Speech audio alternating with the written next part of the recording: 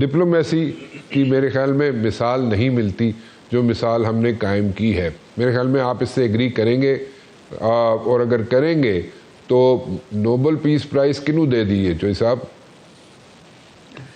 बहुत बहुत शुक्रिया। बिल्कुल एग्री करेंगे, सब एग्री करेंगे, क्योंकि पाकिस्तान ने और हमारी क़यादत ने वो काम कर दिखाया जो 47 साल से नहीं हो पाया था। ये ईरान और अमेरिका की जो रंजिशें हैं आपस में, ये 1979 के बाद से इतनी ज़्यादा पेचीदा हो गई थी कि ये आपस में एक दूसरे के सामने कभी बैठे भी नहीं थे आज तक। तो आपने उन दो फरीक को इकट्ठे बिठाया, और मुझे जो पता चला है कि उस इस्लामाबाद टॉक्स के दौरान कई बार मौके ऐसे आए कि डोर सफारतकारी की टूट भी सकती थी। अच्छा। लेकिन पाकिस्तान के जो हमारे जो भी इंटरलोक्यूटर्स थे, फील्ड मार्शल साहब और हमारे फॉरेन मिनिस्टर, उन्होंने उसको जोड़ के रखा और फैसिलिटेशन की बजाय मीडिएशन का किरदार ले लिया। ठीक। और उस वक्त तक नहीं हुए जब तक वो एग्रीमेंट हो नहीं गया। जो थोड़ी बहुत जुजियात रह गई थी वो अब आप देख लें कि इस वक्त डिप्लोमेसी हो रही है। तो मैं बिल्कुल आपसे इत्तेफाक करता हूँ कि पाकिस्तान की तारीख में ये एक रोशन वक्त है पाकिस्तान के लिए, पाकिस्तान की सफारतकारी के लिए, और पाकिस्तान का की जो साख और जो वक़ार पाकिस्तान का बुलंद हुआ है, उससे इंशाल्लाह कई और बहुत सारे दरवाजे खुलेंगे।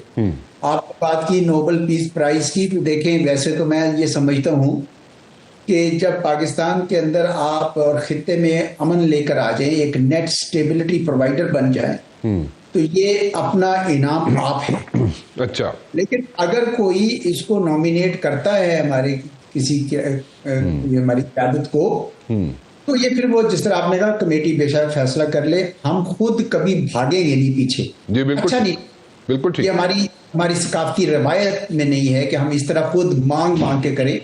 लेकिन जो काम पाकिस्तान ने किया है, हमारी क़यादत ने किया है, वो पहले जिन लोगों ने लिए थे नोबल पीस प्राइज, उनसे कहीं बड़ा है। बिल्कुल सही। मैं कंपेयर किसी इंडिविजुअल से नहीं करना चाहता, लेकिन 47 साल बाद अगर इस सिरते में पहली बार एक उम्मीद की किरण आई है कि हाँ जी, एक दूसरे के साथ इज्जत करके पीसफुल कोएग्जिस्टेंस पुरअमन बकाए बाहमी से रहा जा सकता है, तो ये कोई छोटा काम नहीं है, एक मार्का है जो अल्हम्दुलिल्लाह पाकिस्तान और इस्लामाबाद के हिस्से में आया है।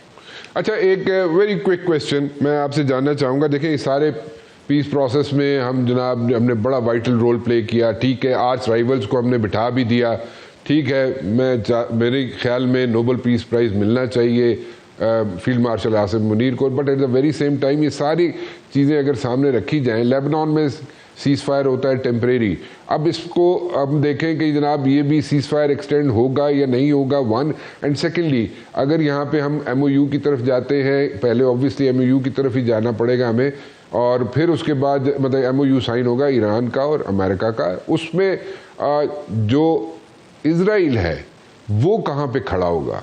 मतलब he will abide by all that agreements और MOU, या उसके कोई कंसर्न्स रेज कर सकता है in the days to come? शुक्रिया। मैं समझता हूँ कि जो आपने पहले बात कही कि ये कब होगा MOU और क्या एग्रीमेंट और क्या सिलसिला चलते हैं, अभी ज़रा इसकी जुजियात तय हो रही हैं। अच्छा। असल ये थी कि ये जो मामलात थे न्यूक्लियर के, हॉर्मुज़ के और लेबनान के सीज़ फायर के, ये बड़े क्रिटिकल थे, और मेरा ख्याल में आहिस्ता आहिस्ता वो चीज़ें जो हैं वो अपनी जगह पे पड़ रही हैं। मैं उनमें से हूँ जो शुरू दिन से बड़े उम्मीद रखते थे, इसकी ऑप्टिमिस्ट थे।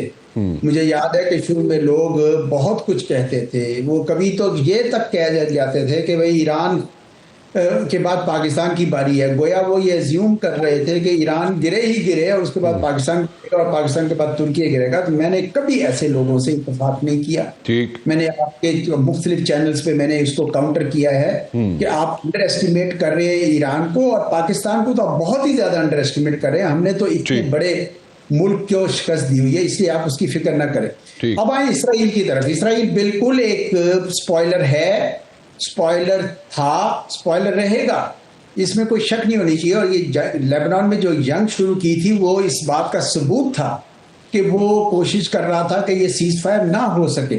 और अब पूरे अमेरिका में इस वक्त एक ही गूंज है कि इसराइल ने हमें बेवकूफ बनाकर इस जंग में दे दिया, हम ये हमारी जंग ही नहीं थी। पूरे अमेरिका में ये बात हो रही है, हत्ता के बहुत सारे कांग्रेसमैन ने दस्तखत करके एक जमा भी कर दी तहरीक।